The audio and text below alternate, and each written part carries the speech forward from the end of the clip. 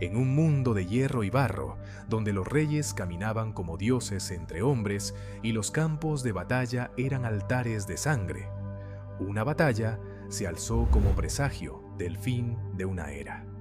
Una jornada de lodo, acero y muerte.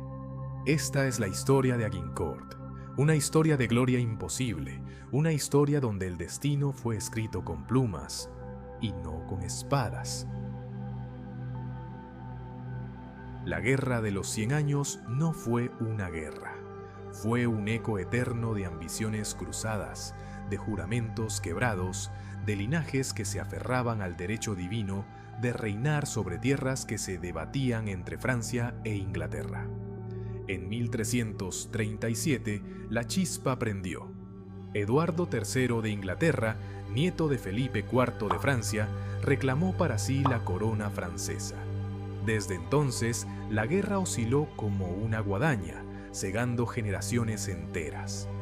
La Guerra de los 100 años, que se extendió de 1337 a 1453, no fue una contienda continua, sino una sucesión de conflictos, treguas traicioneras y campañas devastadoras entre dos potencias que compartían sangre real, pero no territorio ni ambiciones. El conflicto surgió de una crisis sucesoria cuando el rey francés Carlos IV murió sin dejar herederos varones. Su sobrino Eduardo III de Inglaterra, descendiente directo por línea materna del rey francés Felipe IV, vio en la corona vacante una oportunidad para reclamar lo que consideraba suyo por derecho. Francia, sin embargo, optó por Felipe VI, un primo por línea masculina, desatando el conflicto. Durante más de un siglo, Europa fue el tablero de un ajedrez sangriento. Nobles de ambos reinos cambiaban lealtades como se cambian capas. Campesinos ardían entre pillajes. Las ciudades amuralladas resistían asedios solo para caer en la siguiente oleada. No era solo una lucha por coronas, era una pugna entre modelos de reinos, lenguas, culturas y el creciente nacionalismo que empezaba a nacer de las cenizas feudales. Saltamos al año de nuestro Señor, 1415. Enrique V, joven rey inglés resuelto, frío, calculador, hijo de la guerra y forjado en las llamas de la rebelión interna, mira hacia Francia. Desea gloria, desea legitimidad y necesita oro. Invade. Enrique V sube al trono en 1413 con la mirada puesta en el legado de su linaje, pero también con la carga de un reino fracturado por rebeliones internas y rivalidades nobiliarias. Astuto y consciente del valor simbólico y político de una campaña victoriosa en Francia, busca unificar a su nación bajo una causa común: la guerra. En 1415, Enrique lanza una expedición militar con la excusa de renovar sus derechos sobre la corona francesa. Pero sus motivos eran tan políticos como económicos. Una guerra externa podía calmar los disturbios internos y llenar las arcas vacías con el botín del continente. La campaña comienza con el asedio de Harfleur, una ciudad costera que finalmente cae, pero a un alto costo en hombres y recursos.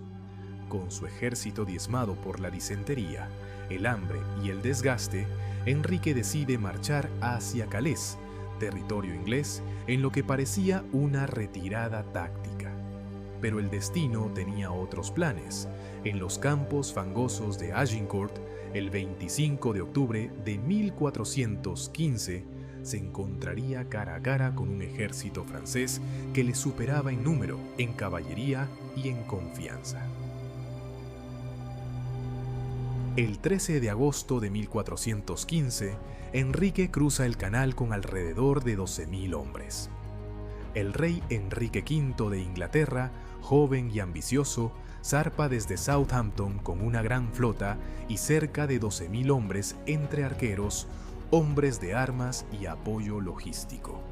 Su objetivo: reclamar los territorios franceses que consideraba legítimamente suyos como parte de la reivindicación del trono francés en el contexto de la Guerra de los 100 años. La primera parada en su campaña es Harfleur, un puerto fortificado estratégicamente importante en Normandía. El asedio, que se esperaba breve, se extiende durante más de un mes, desde el 18 de agosto hasta el 22 de septiembre. La resistencia francesa es feroz y la artillería inglesa no logra un avance decisivo rápido. El asedio termina con la capitulación de la ciudad, pero no sin un alto costo. Durante el asedio, una epidemia de disentería, conocida comúnmente como la peste del campo, estalla en el campamento inglés. Las condiciones insalubres, la falta de agua potable y el agotamiento provocan que miles de soldados mueran o queden demasiado enfermos para continuar. Se estima que el ejército de Enrique se reduce a unos 6.000 hombres. A pesar de la devastación, Enrique no se rinde. Decide marchar hacia Calais, territorio bajo control inglés, en lo que considera un gesto de desafío y dignidad. La marcha es riesgosa, con un ejército debilitado, escasos suministros y hostilizado por la población local y patrullas francesas. Quieren llegar a Calais, territorio inglés, pero los franceses, decididos a humillarlo, bloquean su paso. Los franceses, alertados de la presencia inglesa y deseosos de infligir una derrota aplastante, movilizan una fuerza masiva, posiblemente de entre 20.000 y 30.000 hombres, compuesta por caballería pesada, infantería y nobles de todo el reino. Enrique es interceptado cerca del pueblo de Agincourt en inglés, donde los franceses pretenden acabar con su ejército de forma definitiva. El terreno juega un papel crucial. La batalla se libra en un estrecho campo entre dos bosques, donde las lluvias recientes han convertido el suelo en un lodazal espeso y resbaladizo. Este entorno favorece enormemente a los ingleses, ya que limita la movilidad de la caballería francesa y neutraliza parte de su ventaja numérica. El 25 de octubre, en el día de San Crispín, las trompetas del destino suenan. La batalla tiene lugar el 25 de octubre de 1415, día de San Crispín, patrono de los zapateros. Enrique pronunciará ese día uno de los discursos más recordados de la historia, reimaginado por Shakespeare siglos después. El enfrentamiento parece desigual, pero la moral inglesa es alta, y los arqueros, armados con arcos largos, longbows y protegidos por estacas defensivas, son una fuerza letal. Lo que sigue es una masacre inesperada para los franceses. Sus oleadas de caballería quedan atrapadas en el lodo, bajo una lluvia constante de flechas. La estrechez del campo impide maniobras eficaces. El resultado es una victoria inglesa devastadora, con miles de nobles franceses muertos, capturados o deshonrados. La batalla de Agincourt pasará a la historia como un ejemplo brillante de estrategia, resistencia y liderazgo frente a la adversidad. Los ingleses. Enrique V lidera personalmente. Un rey guerrero. No solo un monarca por derecho, sino por mérito. Desde su juventud, Enrique había demostrado temple militar, luchando en Gales y enfrentando rebeliones internas. En Agincourt, en octubre de 1415, con apenas 28 años, lidera a su ejército exhausto tras semanas de marcha desde Harfleur, hambriento, enfermo y superado en número, pero no en voluntad. A su lado, nobles curtidos, el duque de York, su primo, hombre leal que moriría ese día, el conde de Oxford, experimentado en la guerra, y Lord Camoys, veterano comandante de edad avanzada, que Enrique elige para mandar el ala derecha. No son nobles de corte, sino hombres de guerra. Pero el verdadero corazón del ejército inglés son los arqueros. Entre 5.000 y 7.000 campesinos, muchos procedentes de las tierras del oeste y norte de Inglaterra, donde el arco largo es tradición. Armados con el longbow galés, una arma de 6 pies de longitud, de letal eficacia, capaz de atravesar armaduras a gran distancia. No llevan armadura pesada, pero están entrenados desde niños. Su cadencia de disparo es aterradora, hasta 12 flechas por minuto. Clavan estacas afiladas frente a sus líneas para frenar a la caballería. Ese día, ellos son los ángeles de la muerte. Desde detrás del lodazal, bajo lluvia y barro, sus flechas oscurecen el cielo. Cada descarga ciega filas de nobles franceses. No pelean por honor, sino por su vida, por su rey, y vencen. Los franceses, más de 20.000 hombres, un ejército colosal, símbolo de la riqueza y poderío del reino de Francia. Caballeros de todos los rincones del país acuden al llamado ansiosos de gloria. Es el día de San Crispín y están convencidos de que esa jornada será una masacre para los ingleses. Una armada de nobles, caballeros montados, hombres de armas. Brillan bajo sus armaduras pulidas, cargadas de escudos heráldicos. Marchan al combate como en un desfile. Confiados, impacientes, deseosos de atrapar al joven rey inglés y humillarlo. Entre ellos, figuras destacadas de la nobleza. Carlos d'Albret, condestable de Francia, comandante supremo del ejército. Juan I de Borbón, duque de Alençon, bravo y temido.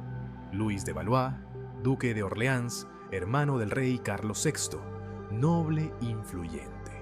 Son héroes de linajes ancestrales, guerreros cuyo honor familiar exige combate, pero también hombres divididos por celos, rivalidades y una falta de mando unificado. La cadena de mando francesa está fracturada. Hay demasiados líderes y pocos acuerdos, listos para aplastar al enemigo numéricamente inferior, pero ignoran lo que les espera: un lodazal estrecho, una trampa perfecta. El terreno favorece a los ingleses. La arrogancia será su perdición. Cargan una y otra vez, solo para caer bajo un aluvión de flechas y el peso de su propia armadura en el barro. La caballería se atasca, los refuerzos no pueden avanzar. El campo de honor se convierte en tumba y Francia llora. El joven rey Enrique V de Inglaterra, apenas con 28 años en 1415, entiende que no podrá vencer a un ejército francés numéricamente superior en campo abierto. Consciente de su desventaja, basa su estrategia en el uso inteligente del terreno. No busca una victoria basada en fuerza bruta, sino en astucia militar. Ha elegido cuidadosamente el campo de batalla, un estrecho claro entre dos densos bosques cerca del pueblo de Agincourt. Esta elección no es casual, sino decisiva. Los arqueros ingleses, armados con sus poderosos arcos largos, longbows, cavan frente a sus posiciones estacas de madera, afiladas y clavadas en ángulo hacia el enemigo. Estas defensas improvisadas, llamadas palisades o picas de arquero, están diseñadas para desorganizar y frenar las cargas de la caballería pesada francesa. Es una defensa simple, pero letal, que se ha probado efectiva en batallas anteriores como Crécy y Poitiers. Los bosques flanqueando el campo restringen el movimiento de las tropas. La caballería francesa, acostumbrada a combatir en espacios amplios y a maniobrar libremente, se encuentra encajonada. No pueden desplegar completamente sus fuerzas ni realizar maniobras de flanqueo. Esto fuerza a los franceses a avanzar en una formación comprimida, lo que acabará siendo fatal cuando el barro y el fuego de los arqueros comiencen a hacer su trabajo. La noche anterior a la batalla ha llovido intensamente. El suelo arcilloso se ha transformado en un lodazal. Esto ralentiza a los franceses, vestidos con armaduras pesadas, mientras se hunden en el fango con cada paso. Los caballos resbalan, los hombres caen y apenas pueden levantarse. En ese infierno de barro, los arqueros ingleses disparan una lluvia de flechas, seguidas de un contraataque cuerpo a cuerpo con mazas, espadas y dagas. El barro no es solo un obstáculo, se convierte en el verdugo silencioso del ejército francés, atrapándolos, inmovilizándolos y asfixiándolos bajo el peso de sus propias armaduras.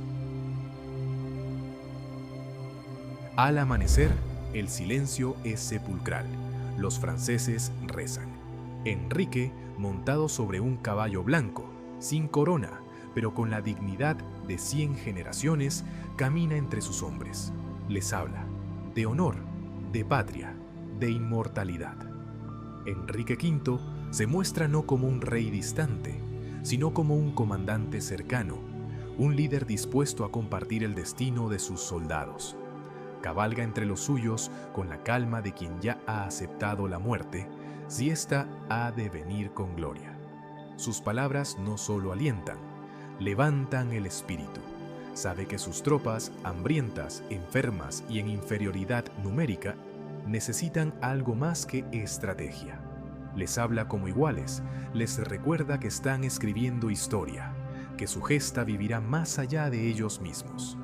Para muchos campesinos es la primera vez que un rey les habla directamente. La escena huele a barro, a miedo, pero también a un tipo de esperanza salvaje. El que derrame hoy su sangre conmigo será mi hermano.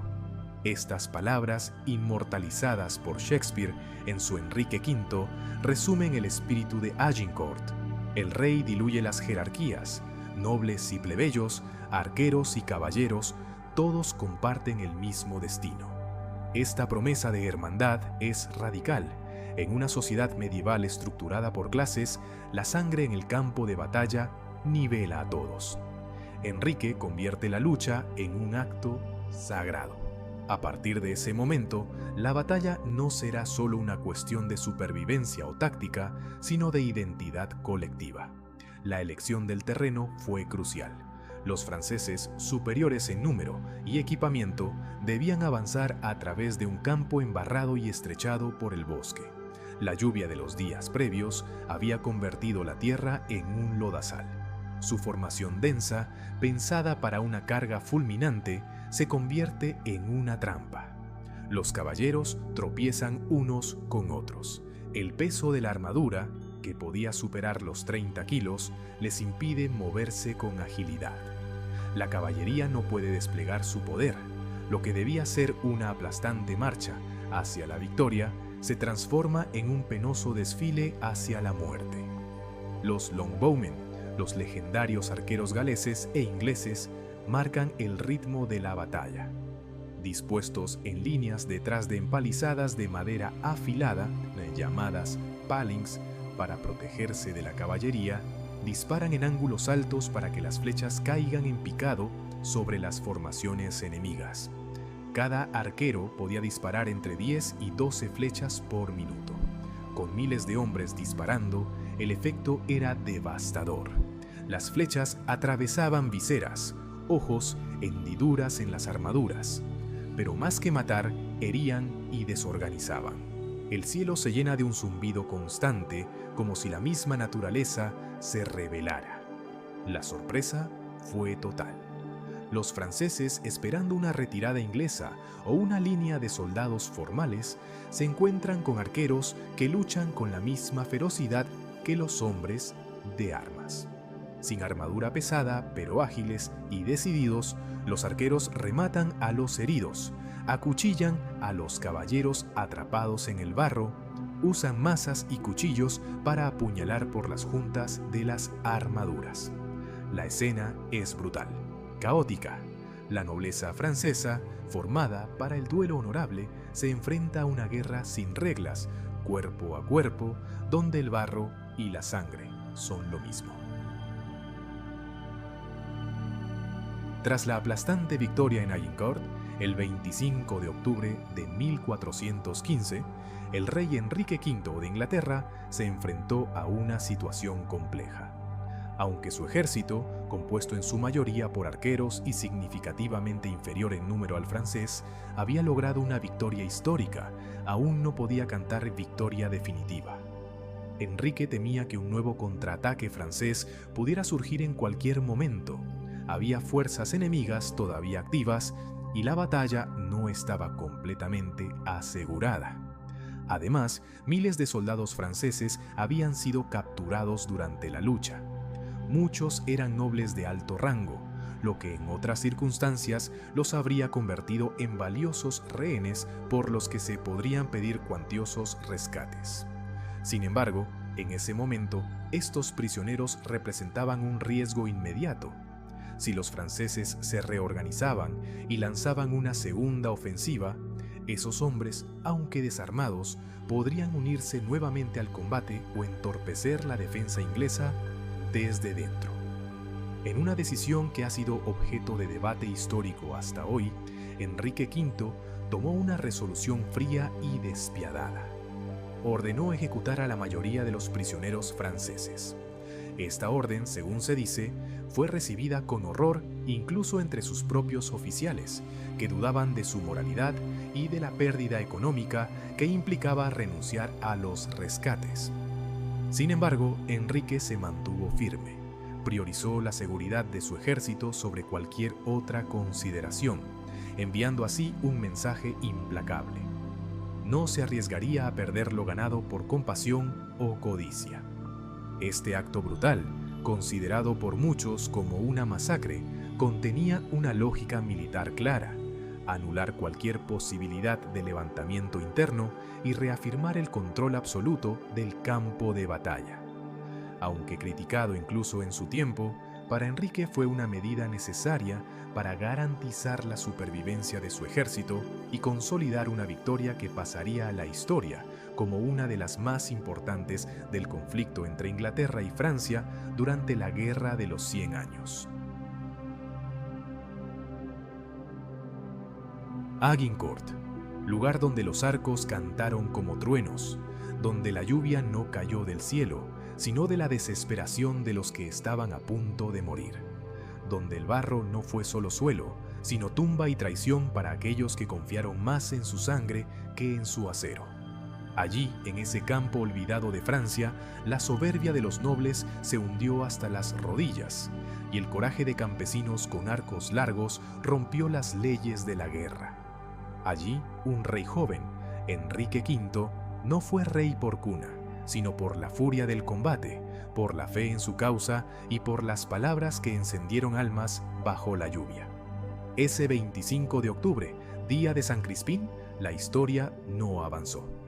Se detuvo, miró a ese ejército hambriento, enfermo, superado en número, y se inclinó ante lo imposible, porque en Agincourt no ganó el más fuerte ni el más noble, ganaron los decididos, los desesperados, los que no tenían nada que perder.